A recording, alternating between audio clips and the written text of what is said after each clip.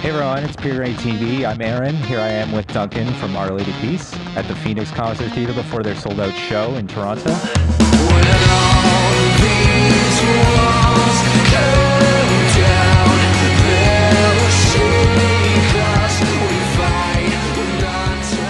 Duncan, how are you today?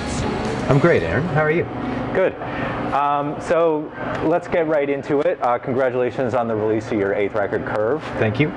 Now this is your second album that's been without a major label, Curve. How does it feel to be free of those constraints of the major label? I mean, I guess you lose something in distribution, but you gain in creative freedom and whatnot. Yeah, well, I mean, we're distributing through Warner Canada, so there's a bit of that infrastructure that a major label gives you. But the ironic thing for us is that throughout our career, even though that we were a major label band, one thing that even before I was in the band, the original guys signed in the original deal was complete creative control. So even when we were on a major label, we didn't have an A&R guy ever sitting over us. And the only time that we kind of ran afoul of that was on our 6th record, Healthy and Paranoid Times, when there was a lot of shakeup in the music industry. It was just really starting, and there was a lot of shakeup in our American partners, and they were calling a lot of the shots. So that's the only time we've ever really felt the pressure from that. So, but this is just a further step away from that, this record. And we felt like, I don't know, we just felt like we could make the music we really wanted to make. Now, a little more about the album. You started recording Curve only about 6 months after the release of Burn Burn, your last album. Yeah. What made you want to get back into the writing and recording process so quickly after just releasing a record? Well, I think that when we did the last of the touring for Burn Burn, when we essentially did, well, it was not a nostalgia tour by any means, but it kind of was. You know, people saw it that way because we played 2 records, Clumsy and Spiritual Machines, on different nights in their entirety, but we treated them as kind of like the opening band. We didn't bring an opening band, and after we finished playing the records, we changed the lighting and then did a full-on set. And the experience of doing that, we were so energized by the crowd reaction, by our reaction to the music that we hadn't played in a while, that we wanted to hop right back into it. Nice. Now, how did Jason later get on board for this album?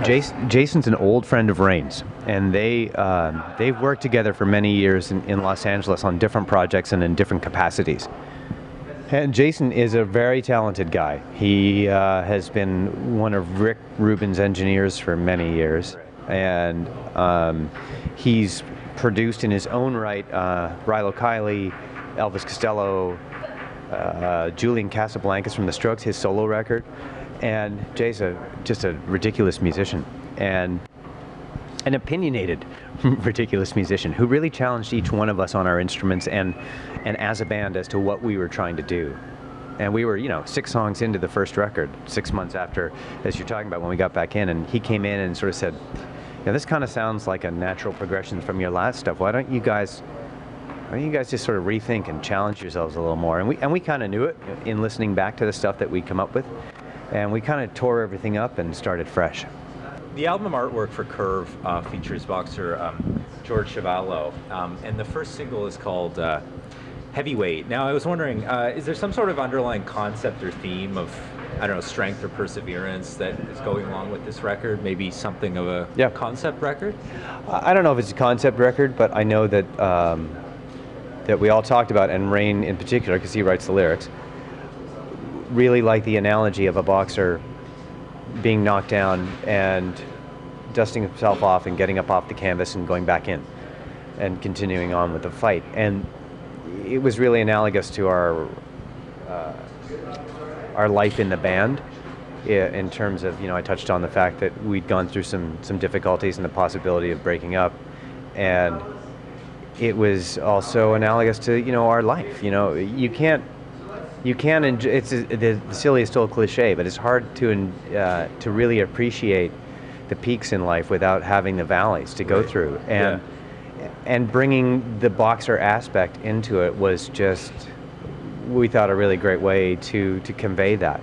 And when it came time to think about, how would we represent this on, on a cover, visually, we thought about the image of a sort of a beaten up boxer, and then we got to talking about different boxers and that, and then of course George Chevallo's name came up. Number one, because he's Canadian. Yeah. Number two, because I think he's had something like, it's either 75 or 76 fights, and he's never been knocked out. He's been knocked down. Yeah.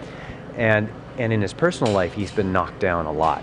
And so Rain and Jer both reached out to his family through social media. And through that, Jeremy became friends with his wife, Joanne. And Joanne and George invited Jer, and well, all of us, but Jer and I were the only ones in town, to go up to their house to look at pictures that we could possibly use for the cover of the record. And we ended up staying for 4 or 5 hours and having lunch with him, and he pulled out his photo album and literally gave us, from his own personal photo album, gave us 3 photos to choose from. And he became a friend that day.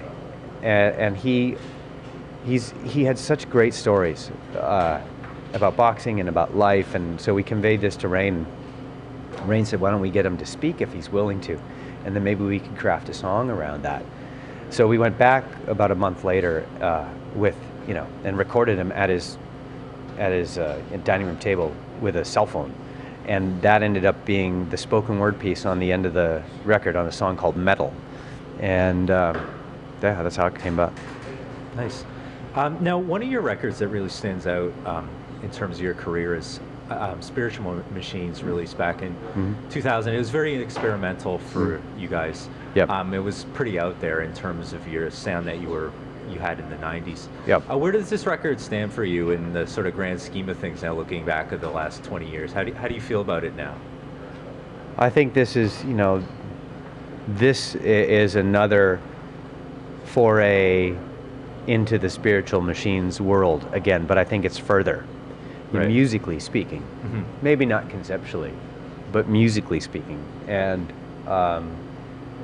I think it's a little more daring than Spiritual Machines, a little more out there than Spiritual Machines, but I think playing Spiritual Machines live probably affected our thinking on how we were going to go make this next record, because in our career, I know people always go back to Spiritual Machines, but Spiritual Machines was quite different from Clumsy, and there was, Happiness was kind of like you could see what was coming next, even though it wasn't, we never do something that's the same as the one before. We try never to. And when you look at it, actually Gravity is a really weird departure for us, considering where we were at Spiritual Machines. So we've never been a band that tries to remake the same record. But this record, I feel, is, I don't know, to me this record is and I've not talked to the guys about this and verbalized this to the guys, but to me it's a record of more. And by that I mean, we really let the music do the talking. So it's more quiet when it wanted to be. It's more brash when it wanted to be. It's more adventurous in terms of chord sequencing and structure than we've ever been before. And it's, I'm just really proud of the record. Good. It's always interesting to find out what artists are listening to. What are you listening to these days in terms of new music or old music, or what's in your, well, not CD player anymore, but your iPod?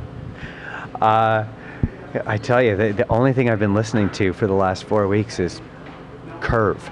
Yeah. Relearning it, which sucks.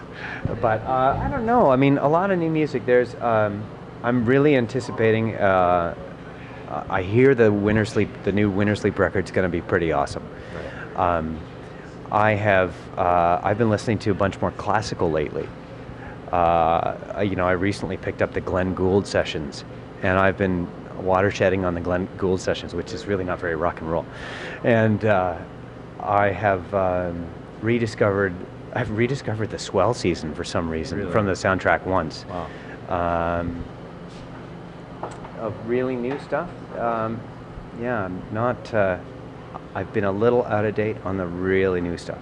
Yeah. Well, you know what they say about new music these days. So. There's a lot of great stuff, though. There is some stuff. But Yeah, it's harder to find. It's harder to find, definitely. Yeah. Not like the 90s anymore. Yeah.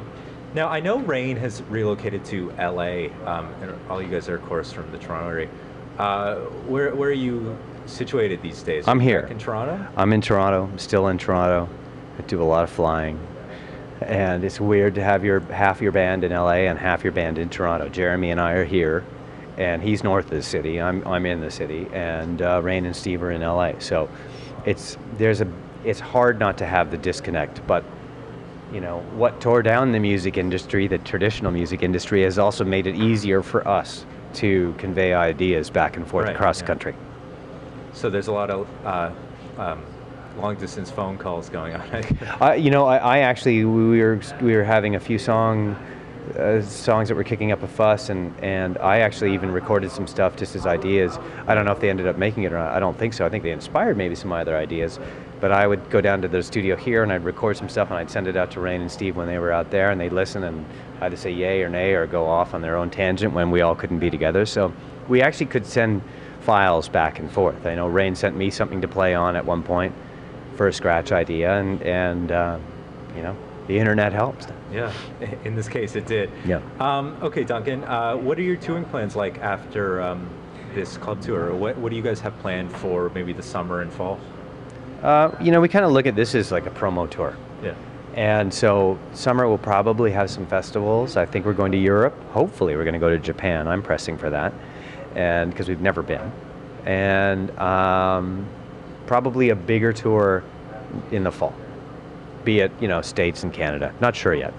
So you guys are going to be on the road, I guess, for the next year and a half straight. Yeah, it'll be all music all the time, whether it's live or creating new music. That's what we'll be doing. Okay. Thanks very much, Duncan. Thanks, Aaron.